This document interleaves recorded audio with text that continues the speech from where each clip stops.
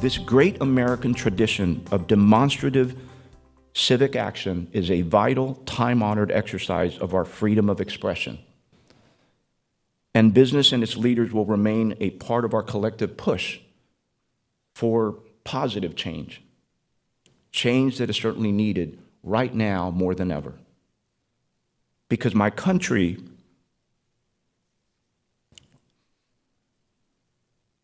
is at a crossroads. We are at a transit point. We are fighting for the very soul of our nation. And indeed, it is a time of great challenge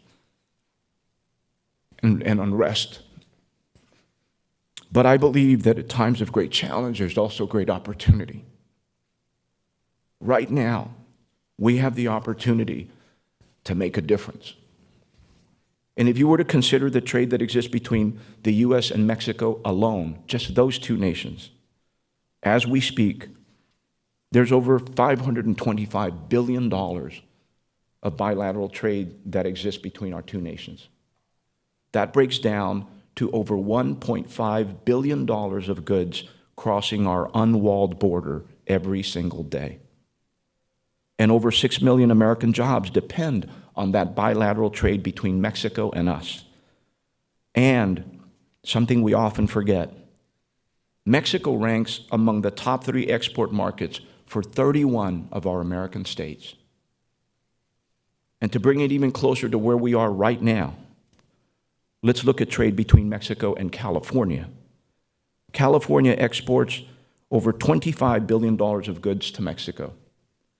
Almost 16% of this state's exports go to a willing buyer in Mexico. And here again, our Hispanic business community must play an important role. And I say to my American friends here today that whether it's in the halls of Congress, state capitals, the White House, or corporate headquarters, we must band together and we must work to put the Hispanic business community at the forefront of our nation's economic agenda. We're not asking for a handout. We're asking for the opportunity to continue to contribute to the greatest nation on the globe. And a critical part of that agenda is growing stronger relationships with our international partners and our allies. And since we're in San Diego, the obvious example of an amazing international ally is once again Mexico. I believe that when it comes to Mexico, we share so much more than just a border. We share a long history, a tale of two nations unified by many economic and social interests that include things like immigration, national security, the flow of commerce, and the influence of culture. It is clear to me that while we may be separated by borders in a very real sense, our countries are inextricably bound. Human capital and productivity within the U.S. and Mexico rely heavily on one another. It is in this vein that we should frame immigration not only as a social issue or a law enforcement challenge, but rather as an economic imperative, one that has major implications to the continued well-being of our economy and the American way of life. One need only consider the following. As the third largest trading partner to the U.S., Mexico plays a crucial role in boosting our nation's economy. And I never pass up the chance to remind leaders at the highest levels of business, government, and including the president himself, that Mexico is a larger trading partner to America than Brazil, than France, than Germany, than Great Britain, than India, than Japan. Oh, and by the way, it's a larger trading partner than Russia. In fact, the importance of Mexico to the U.S. cuts to the very core of who we are as a nation. The concept of being a good neighbor, a country of broad shoulders and big hearts. Quite simply, this relationship benefits our families, our companies, our communities, and our country. This is about our shared future.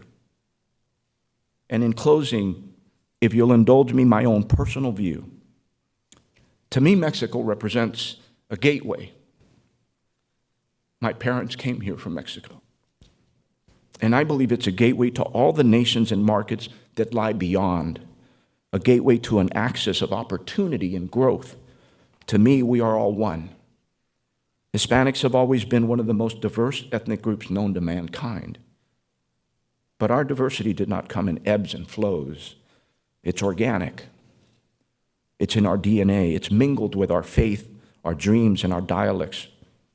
The dialects of people from many nations, but one culture. Our diversity existed before there were words invented to describe it. And yet, despite our diversity, we are all loyal to at least one ideal: the notion that with faith, dedication, and persistence, we can make our own way in any land, and we can achieve the success that our hard work promises. We are in this room, every one of us, because we have claimed that right.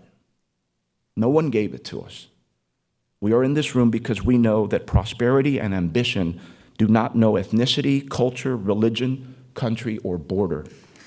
We know what it takes to make an enterprise succeed. We've been doing it all our lives. And we see the connection between economic strength and societal stability. Thank you again for having me.